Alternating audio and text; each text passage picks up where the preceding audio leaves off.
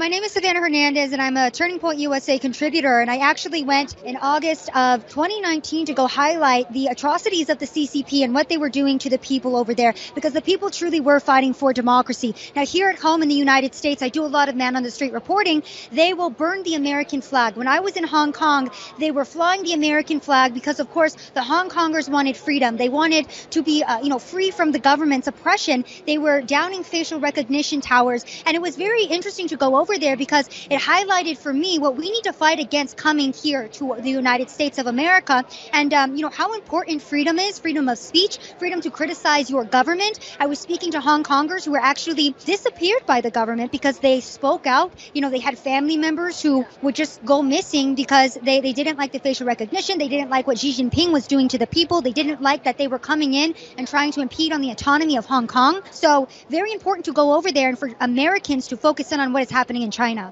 I wasn't in college at that point, but I was just graduated.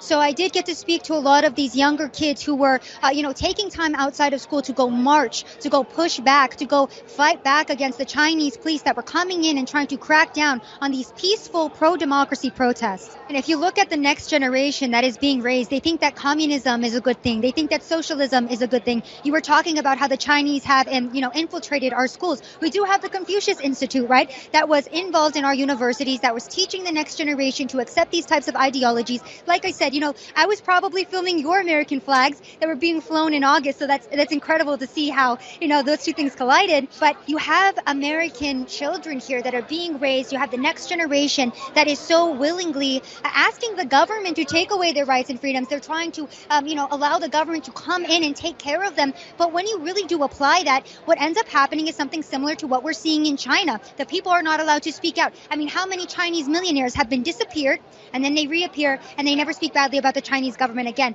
When I was there in July of 2019, before COVID, I did a live video on Facebook from my hotel room, and I said, it feels like God is waving a red flag right now to the rest of the world, saying, pay attention to what is happening to these people here in Hong Kong, because what happens here is actually happening everywhere else, but you just don't notice it yet. And I said, in a snap of a finger, it can be everywhere. And now we saw it. All of a sudden, 6 months later, we had COVID and everything shut down. And all of a sudden, the entire world became the CCP. You couldn't speak, you couldn't go where you wanted, you couldn't do what you wanted, you couldn't even take care of your own medical care. It really does happen that fast. People need to pay attention.